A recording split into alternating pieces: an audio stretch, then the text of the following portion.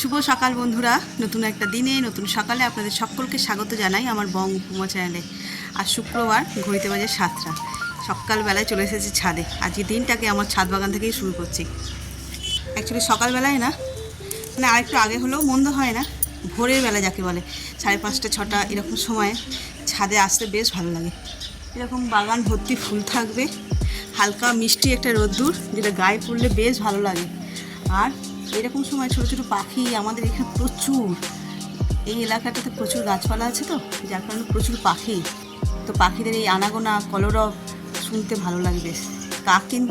কাক আছে, কিন্তু কাক সেইভাবে ডাকে না। কিন্তু পাখি বিভিন্ন ধরনের পাখি, সে ঘুঘু পাখি বলো, পায়রা বলো, তারপরে শালিক আছে, টিয়া পাখি যাতায়াত করে, বুলবুলি, টুনটুনি। আর আগে তো যখন, আগে নয়, শীতকালে বেশি অনেক ফুল ফুটে থাকে, তখন তো বাগানে হামিংবার্ডও আসে। তো ও এত ছোটো, তিরিং বিরিং করে লাফায় তো সে দেখানো যায় না। কালো, ওই ব্লু আর কালোর মধ্যে, আর ঠোঁট ঠিক এত বড়, দিয়ে ফুলের মধু খেয়ে আর পালায়। তো চলো, আজকের দিনটাকে আমার ছাদ বাগান থেকেই শুরু করছি। আর সারাটা দিন কী করব না করব সবটাই তোমাদের সঙ্গে শেয়ার করব। তো ফুল এখন রোদ্দুরটা যেহেতু বেরোয়নি, এই লক্ষ্মী জবাটাই যা ফুটেছে। দেখো এখানে পিঙ্ক জবা এখনও ফোটেনি, এই রোদ্দুরটা গায়ে পড়বে ওদের, তারপরে গিয়ে ফুটবে। আজকে দেখছি এই ভালো, মানে বড় জবাগুলো অনেকগুলো ফুটেছে। এই ফুলটা যে অনেকদিন পরে ফুটেছে, সাইজ ছোট হয়ে গেছে কিন্তু অনেক ফুটেছে। এই যে এই কালারের জবার দুটো, এর রোদ পড়েনি বলে তাই সাইজগুলো একটু ছোট ছোট লাগছে।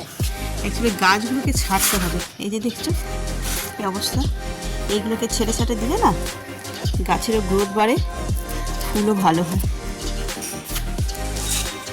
এর শুরুটা এরকম বাগান ভর্তি ফুল দেখে শুরু করলে বেশ ভালো লাগে। ওই জন্য সকালবেলা উঠে স্নান টান সেরে ভাতের জলটা চাপিয়ে ভাত ডাল আর কি বসিয়ে দিয়ে চলে এসেছি ছাদে। এই লঙ্কা গাছটা মরে গেল না, ডালটা কেমন শুকিয়ে গেছে।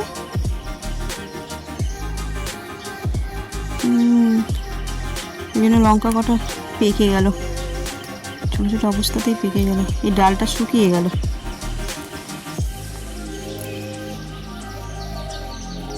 একই গাছের এই ডালটার কী সমস্যা হয়েছে কি জানে, ডালটা কেটে দিতে হবে।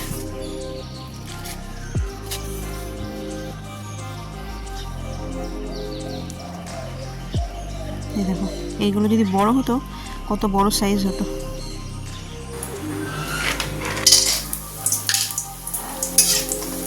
বড়ি ভাজা হয়ে গেল। আজকে করবো উচ্ছের চচ্চড়ি। এটা খেতে বাড়ির সকলে সবাই পছন্দ করে, শুধু আমার ছেলে ছাড়া। উচ্ছের চচ্চড়ি করবো বলে ফোড়নে দেবো শুকনো লঙ্কা আর 5 ফোড়ন। এবার দিয়ে দেবো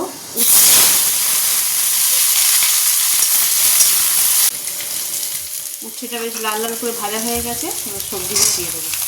সবজি বলতে আলু, বেগুন, পেঁয়াজ, কাঁচা লঙ্কা দিয়ে এবার ভালো করে নেড়ে ছেড়ে ভাজা ভাজা করবো। আর এটা কিছু মশলা করবো না, শুধু নুন আর হলুদ।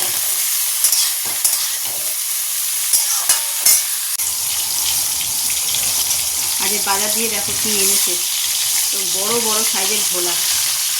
একটা ভোলা মাছই কত বললে তো ওজন?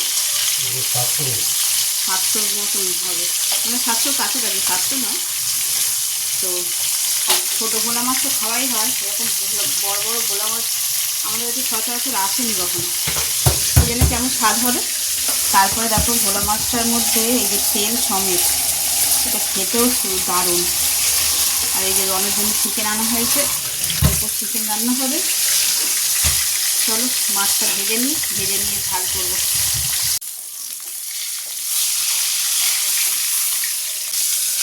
মাছ ভাজছি আর মাছের ঝালে দিচ্ছি। সকালবেলাটা তাড়াহুড়ো থাকে, সব বাড়িরই একই কাহিনী মোটামুটি। অফিসে রান্না থাকলে এরকম তাড়াহুড়োই করতে হয়। চলো, এটা তো হলো। আর এই তাড়াহুড়োর মধ্যে আবার মাথায় বাজ, টগরি ফোন করে বললো আসবে না। আগের দিন তো ওর ভাই থেকে পাঠিয়েছিল, ওর ভাই দিয়ে বলছে আমার ভালো লাগছে না, আমি যাবো না। তো এখন দেখো ঘড়িতে বাজে 9টা। আমি বললে আপাতত ওদের রান্নাটা করে দিয়ে ওর খেয়ে বেরিয়ে যায়, তারপরে গিয়ে কাজকর্ম হবে। বাটা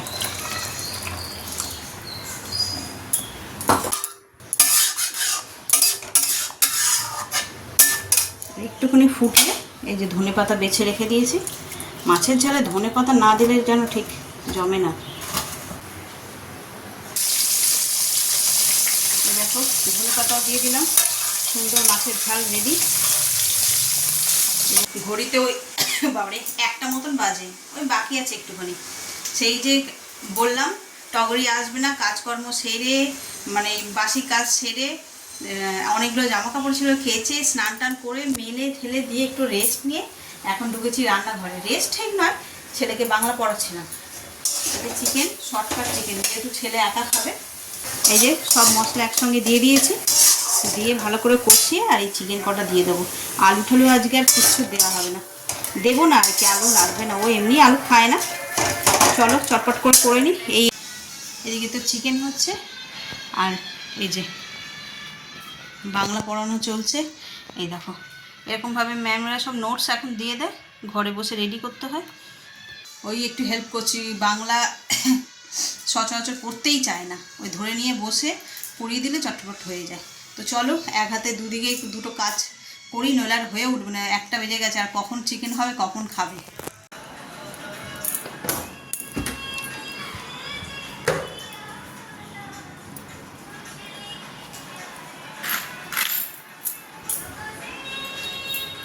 এদিকে কাজ করতে করতে ওদিকে পাম্পে জল শেষ হয়ে গেছে, এখন পাম্প চালাতে যেতে হবে। চাবি দরজা খুলি।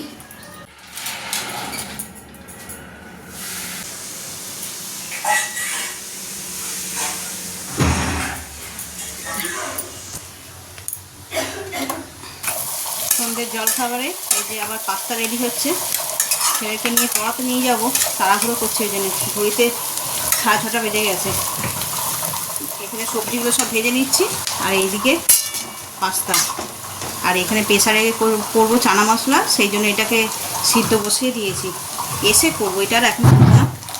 এখানে সসও রেডি করে নিয়েছি। চলো ঝটপট শুধু এবার মিক্সিং করে দিলেই হয়ে যাবে।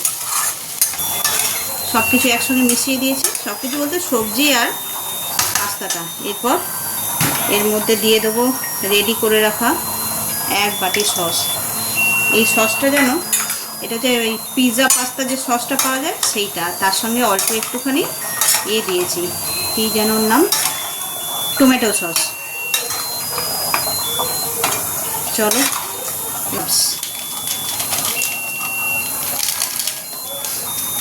আর দেবো চিলি ফ্লেক্স।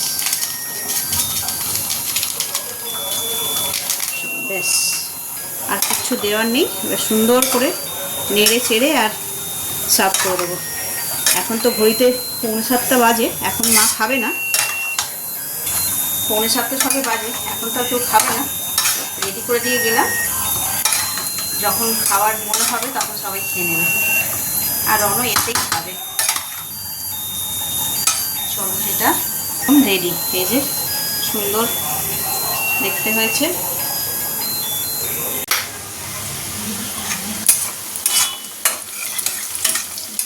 রাতের তরকারি করবো বলে চলে এলাম রান্নাঘরে। সকালের চিকেনটা ছেড়ে ওটাই গরম করছি। সুন্দর কালার এসছে, ঝাল নয় কিন্তু, কাশ্মীরি লঙ্কা গুঁড়ো। আর এখন আমাদের রাতে এই যে বললাম কাবলি ছোলা সকাল সন্ধ্যেবেলা সিদ্ধ করে দিয়ে তারপরে গেছিলাম। আর আজকে আমার অবস্থা দেখে বুঝতেই পারছো, সেই গরম, মানে কোচিনে দিয়ে বাইরেটা বসে থাকি, সেটা তার পাখা টাকা নেই, এত বিভৎস গরম যে ঘেমে নেই, মানে বিধ্বস্ত। বাড়িতে এসে হাফ অ্যান আওয়ার রেস্ট নিলাম। ঘড়িতে কটা বাজে না, 10টা। এখন ঢুকেছি রান্নাঘরে। ছোলাটা সিদ্ধ করে গেছিলাম, জাস্ট মশলাটা কষে আর দিয়ে দেবো। ওটা দিয়ে দিই। সব মশলা দেওয়া হয়ে গেছে। এরপর আর এতে আলাদা করে কি মশলা দেবো, ওই ঘুগনির মতন করে আদা রসুন পেঁয়াজ টমেটো লঙ্কা এইসব দিয়েই করছি।